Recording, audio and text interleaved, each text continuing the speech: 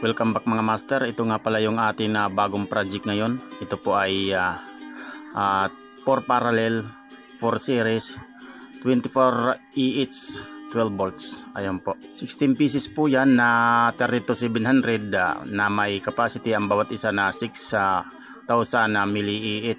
Ito po yung kanyang BMS at saka active balancer. So pinagsama ko na.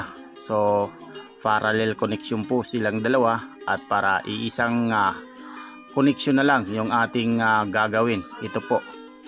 So bali ito po yung kanyang connector papuntang battery. Ayan.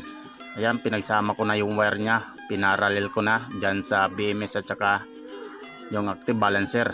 So ayan po. Mayroon naman na numero kaya hindi kayo malilito kung inyong gagayahin. So ito nga pala yung wire na atin na gagamitin.